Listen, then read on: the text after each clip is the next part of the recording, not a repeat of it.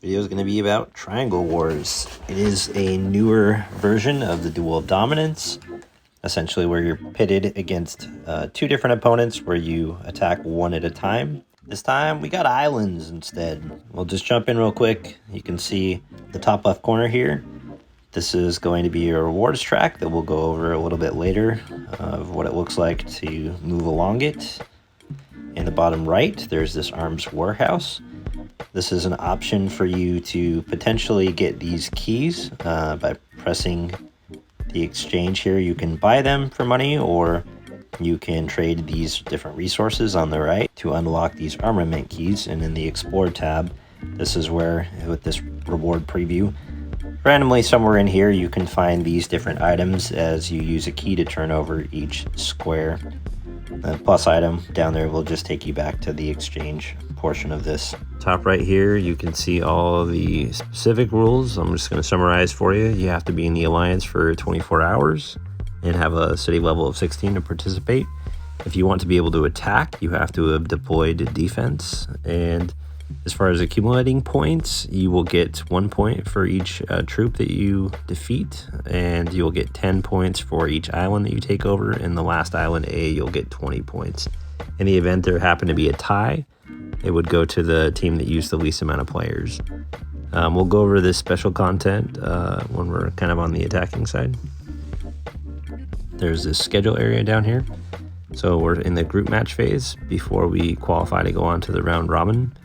If you want to be able to look at other groups, or in group one, you can hit these little three things up here in the top right, and you can go through and see how other people in your nation are potentially pit up against other people. This item section here, we'll go over the item specifics a little bit later. And then the main thing is you have defense here on the left and battle on the right. So let's pop into setting defense. So the bottom left, that's where we'll actually deploy our troops or check them out. When we are trying to direct people through this, I'll go over the set defense a little bit more specific. And the defense record is a spot where you're able to come in and see any changes that people have made, who made them, when they made them. You're also able to see how items are being applied. This boost section in the bottom right, again, this is a spot for people who are on your team. If they're spenders, they are able to give stat boosts to the entire team, as well as if they want. In this devastation tab, you can do debuffs against the enemy team as well, and you can pick which ones. Come in and you set defense. You have the defense troops in the bottom left. You click that icon, and here's where you have the chance to deploy. So if you have the troops, you want to use your commander skill to expand your capacity, and then consider doing one of these troop expansion items. And then you would apply any type of bonuses or buffs. So you're going to want to have 25 to 30% of a front line. What I don't want to see you doing is falling into this mistake of doing 1-1 formations. Those units are going to die instantly, and you're just going to give a strong enemy Thor ability proc that gives them 30 to 40% bonus damage. So don't do that. If you're long range, put EMP cannons, then the next cannons over snipers, even if it's one tier lower, you can see the damage is better overall. And you're just going to have zombies in the mid-range. Again, if you're going to have a front line, you should have shredders and maybe some tanks on offense and infantrymen and tanks on defense. You can activate attack damage and HP buffs as well. So now that we have our troops deployed under this set defense, you're able to see here where we have placed everybody, and there's these troops on standby. We can click the details here to see the buffs that have been applied, the items used, and the army composition that have been deployed in any spot. So you can see all the islands, A, B, C, D, E, F, G, and if you click inside of any of them, you'll see how troops have been positioned. You can move them around. The icons of the items they'll be using is there. Each island can hold 10 players, so you will have some open spots that you could just put mines or other items.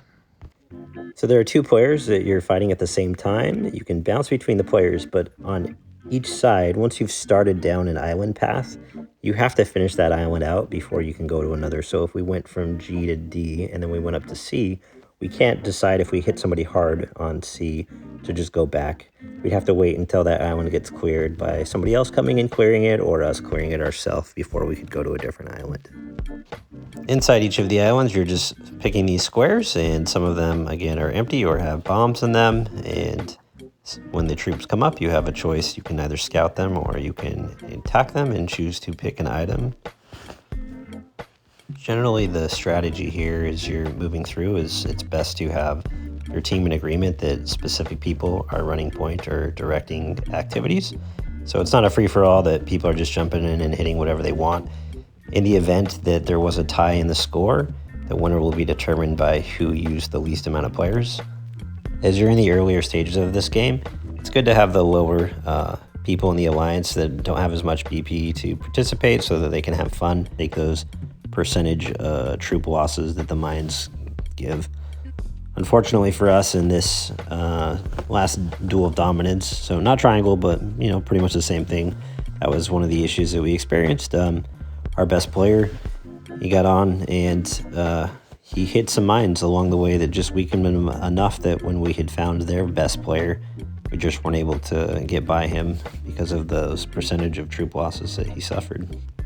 What is different in Triangle Wars over Duel of Dominance is there is an item that you can buy for $100. So if you got big spenders and they got super strong armies, they have a chance to completely revive their entire army to keep hitting again if they want to purchase that. The rest of this pretty much just shows if you have strong Titans and a warplane, as long as you keep winning and hadn't used a feint attack, you're good to go. You don't actually have to have any troops, and they'll just respawn between battles. So coming back to that armament section, you can exchange each of the resource types in various amounts to get some of these keys and find items, as well as tokens for buying items for the Triangle event. So I got a feint attack there. I got 15 Triangle tokens so far. We'll keep exchanging, moving down here. It also takes Z coins, blue ore, and gold. And so if you do everything possible that you could exchange that's made available, you'll be able to uncover like the majority of these triangles. The last remaining, you would have to spend $3 to get enough to fully clear the board. So at this point, I haven't found all of those alloys. That's quite a bit of alloys and 30 tokens to me. I don't know if the game, of course, keeps the best things until you spend on those remaining 4, but I'm going to spend $4 because I want 60 Titan alloys. Now that we got some tokens to use without spending money or spending $3 for those last few, we can go to our item section here. Let's take a more in-depth look at these items. Some themes I want to point out right away. You'll see colors: green, blue, purple, and gold/orange. So it's following that same gradient that we have with other things in the game. Generally, things are orange, purple, going to be better than the others. You can also see that these items have in the corners blue triangles or red triangles. So when they're blue, that means this is going to be a defensive item. When they're red, that means it's going to be an offensive item. You could also say that pretty much everything on the left column is defensive and everything on the right column is offensive, other than this little sneaky guy down here that's got the blue. As you look through each of these, I'm not going to break down all of them, but pay attention to specific verbiage. So things will say, when attacking in this battle, so this is just kind of like a one-time use, whereas some of these other ones will say, takes effect in all battles on the same day. So paying attention to those nuances in the language will help you know how things are either a single use or repeated over time. A couple of things I'm just going to point out right here just for everybody to know.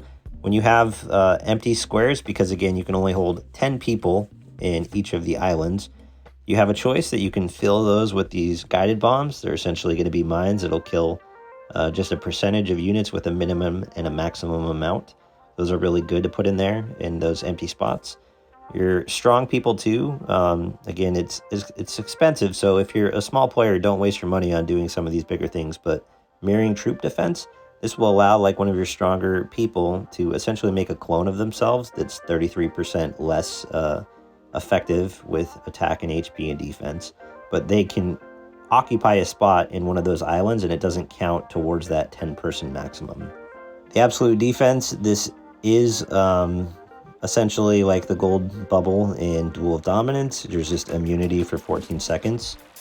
What is cool is that in Duel of Dominance, right, if you use poison gas or something like that, like it did not have an effect against that shielded item.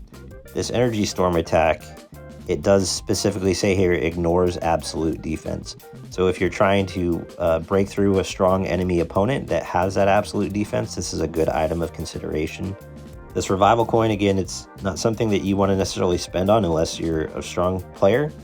You can spend $100 and it will allow you to revive your entire army to go again. Some other things I'll just point out that I think are cool. This cluster strategy, you can see here that it's not just applying to your army, but it says on the island. So anybody sharing the same island will get these stat boosts, as well as it says that it can be stacked. So that's interesting. For the majority of us that are not big spenders and are not super huge, the landmine is a solid thing to just guarantee some percentage of kills against anybody hitting you. These two green ones, since they're only 5 coins, by doing the resource exchange that we showed earlier, there's no reason why anybody playing the game for free can't potentially come in and get some of these items for attacking and defending. The item I'm going to highlight specifically is this feint attack. There's a lot of confusion I see with people around it. It is a very good item with a very specific use strategically. So you have to have 100% of your troops. If you've already attacked somewhere else, you cannot use it. Essentially, you set aside half of your troops, you leave them behind, and then you go fight a battle. The value in this is for smaller people, you can use this to maximize eating mines or clearing things or scouting if you're out of scouts, right? So if a smaller person, who doesn't feel like they're engaged or able to, kill any of the stronger people, what's really cool is they can open with this, potentially chunk a mine for somebody, and then they still have that other half of their units to go then explore or chunk a mine on another spot. So it's a way that somebody can essentially take 2 ways to discover something or eat a mine. Another thing that people don't realize with this is if you do send the feint attack and your warship and your titans are in that first one, the second group of your enemies, it won't have them with. They don't respawn in that case. Power is an interesting item too that I think is worth highlighting for strong players and bigger spenders. Outside of just getting these stat boosts across your units, it says here that you'll recover soldiers by 3.5% every time you win a battle. So instead of losing troops completely along the way, you're going to be getting some of them back. So this is really a great item for strong players that are able to just clean house and not have that dwindling of their troops over time. Outside of this shop, there's this My Depot tab. This is where you can see the items that you have yourself. And just to know too that if you apply items onto yourself and you don't ever end up getting hit on defense, they will persist between days and events. So they're not lost just because you put it on yourself if battle never triggered the use of them. Getting back to this reward track, it's probably worth spending $3 or so if you want to get Kingsley fragments and some of these other items. He's not an officer you should necessarily prioritize. In general, $3 for 10 officer fragments is a pretty good deal. If we actually click here and look at how buying things work, again, you have to pay attention because sometimes you get gamed if you're buying things in different quantities. We can see, the baseline is, $1 for 10. But then if we look at the value of $10 worth, we're getting an extra 10 thrown in there. Against 20, there's, it's not 220 there, it's 210. Same as you look further up on the more expensive ones. So long story short, the best value if you're trying to get the most money per actual token is just to keep buying this $9.99 or $10 one, or if you can get AOZ coins. I'll do this for science. So getting 110, we could see on the previous track, it said that we needed 30 for the first level and 80 for the next. And so by spending $10, I can get these, I can get that. I do appreciate that Camel at least shows you how much it takes to get to the next level. Dock blueprints here to do a level upgrade. So as you can see right now, I haven't unlocked the other levels, but this is increasing attack of all my troops. So by moving up one level, let's see, we've been able to increase my attack by 0.6%. Rewards, you can scroll through and see stuff. It's pretty similar to most events. The rewards aren't so great that you should be spending money you wouldn't otherwise just to try and place. So there's a lot of info here. To recap just quickly, like when you're deploying your troops, the formations you take, that's all really, subject to the type of build that you have. But for most people that are newer to the game and playing, you're going to want to do long range. Don't do any 1-1-1 formations. We're not worried about losses. You're not going to have any time bought because they just get blown up instantly. You want to do 20 to 30% of a front line. When you're attacking, use shredders. When you're defending, use infantrymen. Your back line, you want to prioritize EMP cannons. There's a debate between the lower tiered cannons and a higher tiered sniper.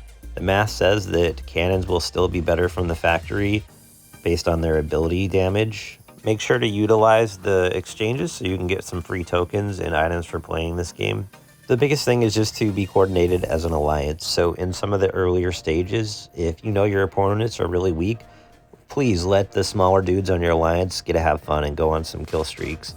But then know when it gets more competitive that they're going to be sitting on the bench while a leader is directing specific affairs and there isn't like a free-for-all. I hope this helps, and please leave a like and subscribe.